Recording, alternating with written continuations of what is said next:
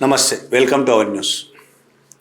ఒకవైపు ఇరాన్ మీద దాడి చేసి ఆ యుద్ధంలోకి అమెరికాని కూడా లాగి ప్రపంచం మొత్తం ఒక రకమైన సంక్షోభం ఎదుర్కొనేటట్టు చేసిన ఇజ్రాయిల్ అక్కడితోనే ఆగే పరిస్థితి కనిపించడం లేదు. ఎట్లయినా ఇరాన్ను నాశనం చేయాలని పట్టుబట్టి కూర్చున్నది. నాశనం చేయగలదా లేదా భవిష్యత్తు తేలుస్తుంది. అంతకుముందు మనకు తెలుసు, పాలస్తీనాను సర్వనాశనం చేసింది. గాజా అనే పట్టణమే లేకుండా కొన్ని వేల మందిని చంపేసింది. పిల్లలను, వృద్ధులను, చాలా అనేక మందిని చంపింది. అనేక బిల్డింగులు కూల్చిపడేసింది. అసలు పాలస్తీనాల ఆర్థిక వ్యవస్థ ఎంతో కొంత మిగిలిందా అనే పరిస్థితిని తీసుకొచ్చింది ఇజ్రాయిల్. అసలు ఇజ్రాయిల్ చేసిన యుద్ధ నేరాలు, అది యుద్ధం కూడా అనడానికి వీల్లేదు. ఎందుకంటే పాలస్తీనా ఏం ఎదిరించే పరిస్థితి కూడా లేదు. హమాస్ అనే గ్రూప్ ఏదో కొద్దిగా ఎదిరించింది, కానీ నిజానికి అది ఎదిరించినట్టు కూడా కాదు. ఒక పెద్ద సైన్యం లేదు దానికి. వన్ సైడ్గా ఇజ్రాయిల్ పాలస్తీనాను సర్వనాశనం చేసింది. ఇప్పుడు లెబనాన్ను కూడా సర్వనాశనం చేయడానికి ప్రయత్నిస్తున్నది. అటు ఇరాన్ను కూడా నాశనం చేయడానికి ప్రయత్నిస్తున్నది. ఈ ప్రపంచానికి అటు అమెరికాతో పాటు ఇజ్రాయిల్ అతి పెద్ద శత్రువుగా, అతి పెద్ద ప్రమాదకారిగా, అతి పెద్ద టెర్రరిస్టుగా అవతరించింది. ప్రపంచాన్ని సర్వనాశనం చేయడానికి అమెరికా, ఇజ్రాయిల్ కలిసి చేస్తున్న ప్రయత్నాలు చాలా దుర్మార్గంగా ఉన్నాయి. ఇంకొక విషయం, సీరియస్ విషయం ఏంటంటే, ఇజ్రాయిల్ జైళ్ళల్లో ఇప్పటికే 10,000 నుంచి 11,000 మంది పాలస్తీనియన్లు ఉన్నారు. 10 నుంచి 11,000 మంది, 10,000 నుంచి 11,000 మంది పాలస్తీనియన్లు ఇజ్రాయిల్ జైళ్ళలో పెట్టారు. అందులో హయ్యెస్ట్ ఎలాంటి నేరారోపణ లేదు, ఎలాంటి విచారణ లేదు. మన భారతదేశంలో కూడా జైళ్ళలో అలాంటి చాలామంది నేరారోపణ ఉంటుంది, విచారణ ఉండదు. ఏళ్ళకేళ్ళు, 10 ఏళ్ళు, 15 ఏళ్ళు ఏ విచారణ లేకుండా మగ్గిపోతూ ఉంటారు. అట్లా 10-11,000 మంది పాలస్తీనా నుంచి, గాజా నుంచి, పాలస్తీనా వాళ్ళని ఇజ్రాయిల్ జైళ్ళలో పెట్టారు.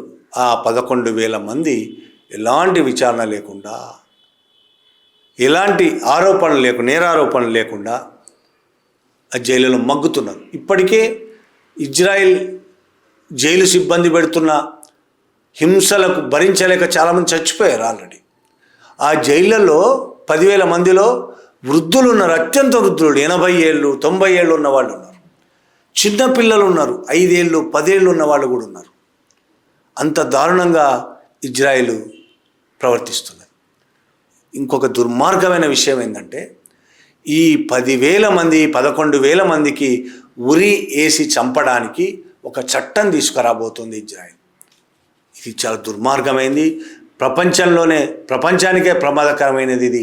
తమకు నచ్చని వాళ్ళని ఎవరినైనా చట్ట ప్రకారమే చంపొచ్చు అని చంపడం వేరు, మేము చట్ట ప్రకారం అన్నీ చేసామని చెప్పుకోవడానికి చట్టం చేసి మరి చంపడం వేరు. ఇజ్రాయిల్లో ఒక చట్టం తీసుకురాకపోతున్నారు. ఆ చట్టం ఇప్పటికే ఒక స్టెప్పు ఆమోదం పొందింది, ఇంకా 2 స్టెప్పులు మిగిలి ఉన్నాయి. ఆ చట్టం ఏంటంటే, ఇజ్రాయిలీలను చంపిన, లేకపోతే ఇజ్రాయిల్లో టెర్రరిస్ట్ కార్యకలాపాలు చేసిన వాళ్లకు ఉరి శిక్ష వేయాలి అనేది చట్టం. ఇప్పటివరకు నేరారోపణలే లేకుండా అనేక వేల మంది అందులో ఉన్నారు కదా, వాళ్ళందరి మీద ఇప్పుడు నేరారోపణలు చేయబోతున్నారు. వాళ్ళు టెర్రరిస్ట్ పనులు చేశారని, ఇజ్రాయిల్ని చంపారని. ఆ చట్టము ఇంకెంత అన్యాయం అంటే, ఎంత వివక్షతో కూడుకున్నదంటే, ఆ చట్టం ఓన్లీ పాలస్తీనా వాళ్ళ కోసం మాత్రమే. ఆ చట్టం జ్యూస్కు వర్తించదు, ఇజ్రాయిల్కు వర్తించదు, ఇంకెవరికి వర్తించదు. అదే నేరము ఇంకెవరు చేసినా ఆ చట్టం వర్తించదు, పాలస్తీనా వాళ్లకు మాత్రమే వర్తిస్తుంది. ఇంత దుర్మార్గమైన చట్టం ప్రపంచంలో ఎక్కడైనా ఉంటుందా? ఒక జాతిని టార్గెట్ చేసుకొని చట్టం చేయడం అనేది ఇంకెక్కడైనా ఉంటుందా? భారతదేశంలో ఆ ప్రయత్నాలు జరుగుతున్నాయి, కానీ ఇంకా అంత ధైర్యంగా మొహం ముసుగును చించేసుకునే ధైర్యం చేయట్లేదు బీజేపీ ప్రభుత్వం. ఇజ్రాయిల్ చేస్తున్నది, నెతన్యాహు చేసాడు, మొత్తం ముసుగు చించేశాడు ఆయన. ఏ ప్రజాస్వామ్యం లేదు, ఏం లేదు. ఒక జాతికి వ్యతిరేకంగా చట్టం చేయడం అనేది అప్పుడు హిట్లర్ చేశాడు, ఇప్పుడు నెతన్యాహు చేస్తున్నాడు. ఇంకొక 2 స్టెప్పులు అయిపోతే దాదాపు ఎక్కువ మంది సపోర్ట్గానే ఉన్నారు. ప్రభుత్వంలో ఫార్ రైటిస్టులు చేస్తున్న ప్రయత్నం అది. ఆ 2 స్టెప్పులు అయిపోతే ఆ 2 స్టెప్పులు ఎంత త్వరగా పూర్తి చేద్దామని నెతన్యాహు కూడా చాలా తీవ్ర ప్రయత్నం చేస్తున్నాడు.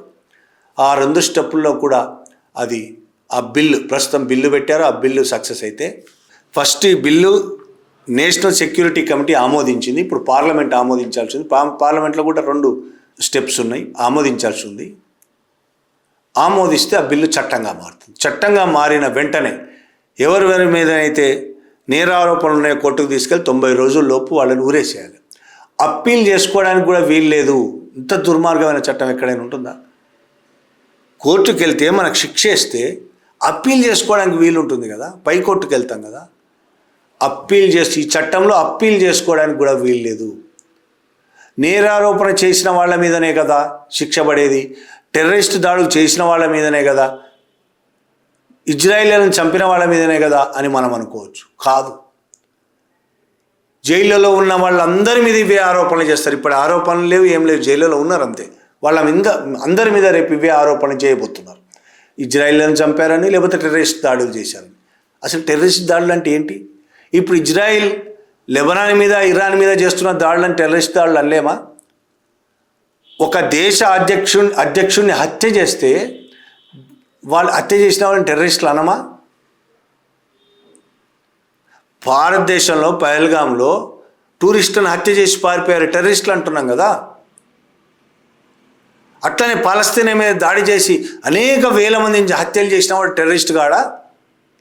ఇరాన్ మీద దాడి చేసి అధ్యక్షుడిని చంపడమే కాకుండా ఇంకా అనేక మంది పిల్లలు, 250 మంది పసిపిల్లలను స్కూల్ బిల్డింగ్ కూల్చేసి, స్కూల్ బిల్డింగ్ మీద బాంబులేసి 250 మంది పసిపిల్లలను హత్య చేసిన వాళ్ళు టెర్రరిస్టులు కాదా?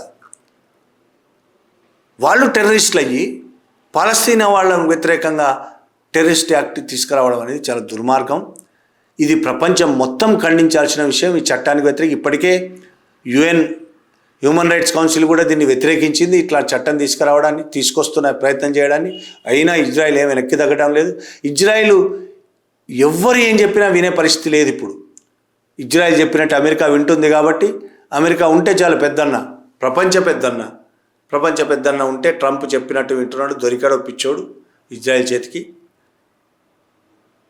చెప్పినట్టు వింటున్నాడు కాబట్టి వాళ్ళకు ఎవ్వరు ఏం ఐక్యరాజ్యసమితి ఏం చేయలేదని తేలిపోయింది. ప్రపంచంలో ఐక్యరాజ్యసమితికి అసలు ఉందా, ఐక్యరాజ్యసమితి అనేది ఒకటి ఉందా అనే అనుమానాలు వస్తున్నాయి. ఐక్యరాజ్యసమితి ఎవరిని ఏం చేయలేదు. అది ఒక బలహీనమైన సంస్థ. అక్కడ కొంతమంది ఉద్యోగులు బతకడానికి తప్ప ఎందుకు పనికి వచ్చే పరిస్థితి లేదు. ఇప్పుడు ఎవరు ఇజ్రాయిల్కి వ్యతిరేకంగా, ఇజ్రాయిల్ చేస్తున్న దుర్మార్గాలకు వ్యతిరేకంగా ప్రశ్నిస్తున్నందుకు ఎదిరిస్తున్నందుకు ఇరాన్ మీద దాడి చేస్తుంది. పక్కనే లెబనాన్ నుంచి హమాస్ గ్రూప్ వీళ్ళని ఎదిరిస్తుంది కాబట్టి వాళ్ళని నాశనం చేసే పరిస్థితి ఉంది. లెబనాన్ను కూడా ఆక్రమించుకునే ప్రయత్నం చేస్తుంది. లెబనాన్ని సర్వనాశనం చేసి తన గుప్పెట్లో పెట్టుకునే ప్రయత్నం చేస్తుంది. ఇంకొక వైపు 11,000 మంది వృద్ధులను, పిల్లల్ని, మహిళలను, అనేక మందిని 11,000 మందిని ఉరి తీసేందుకు ప్లాన్ చేస్తుంది. దీన్ని కూడా మనం ఖచ్చితంగా ఎదిరించాలి, వ్యతిరేకించాలి, మన గొంతు వినిపించాల్సిన అవసరం ఉంది. ప్రపంచ ప్రజలందరూ ఇలాంటి దుర్మార్గాలకు, ఈ నేరాలకు, ఇలాంటి టెర్రరిస్ట్ నేరాలకి వ్యతిరేకంగా గొంతు విప్పాల్సిన అవసరం ఉన్నది. Thank you very much.